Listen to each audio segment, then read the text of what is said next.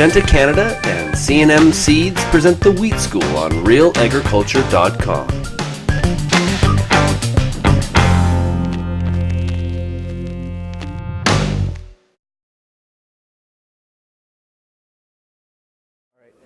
Well, growing wheat, you probably will know you have a problem just by shorter crop in areas. The field will look wavy. You'll have areas that don't grow as well, and generally if you see areas like that, your first clue is that you have some salinity. It would be wise to soil test in the fall after you've harvested the crop to figure out and get a conductivity assessment done to see exactly how much salt you've got. If it's more severe, you're going to start seeing bare patches and maybe kochia growing and foxtail barley growing within the wheat. Wheat is slightly to moderately tolerant of salinity. So if you've just got a small problem, you can probably still get away with growing wheat, but you don't need to have the salinity rise very much before you're getting less than 50% of the yield. And once you get to that C50 mark, it really isn't economical to grow it, and so then you may have to switch to some other crops. For example, barley or canola, or maybe even going into the forages. From a research point of view, we're really excited about pursuing possibly breeding some more salt tolerance into some of our annual crops, such as wheat. Since it's such a huge crop, we're thinking if we can increase the salinity tolerance by say 5% on a moderately affected soil, you multiply that over several 100,000 acres and you've got a huge economic gain.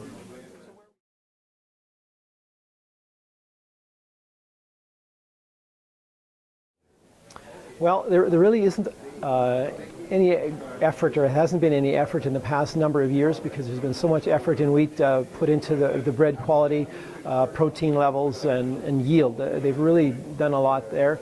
What we're thinking, though, is we'd like to take a look at some of the wheats that have been released in the past number of years, and just see if there has been maybe a salt-tolerant gene has been dragged along with some of the selections that they've done. So maybe by accident we've done more than we think, and then we'd like to, from there, turn that over to a plant breeder and really actively start selecting for the salt tolerance.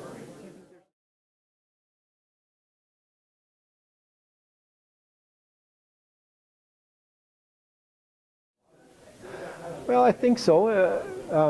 For example, probably, there's at least a third of the arable soil on the prairies is somewhat affected by salinity, and of that, probably 2 to 3 million is at risk of becoming saline, and you just need the right conditions for it to crop up its ugly head. And just by increasing the tolerance, say even 5% on some of this land, I think you can really make big gains. As far as reclaiming land and allowing wheat to grow, then you're talking the moderate to severely saline areas, and it's probably out of the range of what plant breeders will be able to achieve.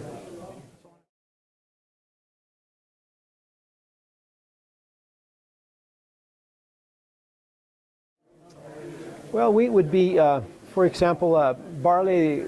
You're looking at probably conductivity of about 8 decisiemens per meter. You've already reached the C50 mark, you've already cut the yield in half.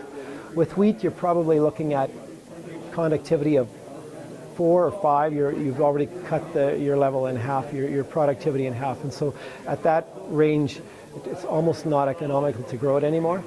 So again, it would depend on your area. If you've just got a small area like that in a field, you could just go over it and maybe ignore it and just keep continuously cropping it. But if you've got large areas at that conductivity, you'd probably be looking at something else.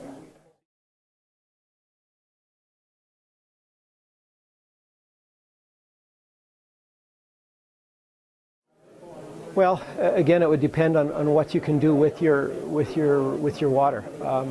Especially if you do put alfalfa in your recharge areas, and you can lower your water table and possibly reduce the salinity that way. Especially if some wet years, or if you do have the field under irrigation, you can probably leach some of those salts back. So within 3 or 4 years, you could probably try doing the wheat. But if you move right back to your cropping system that you had previous to your problem, you're probably just going to bring it back. So you may want to make a permanent change when you change your cropping system, or at least include some aspect of forage in the system to use up some of that water.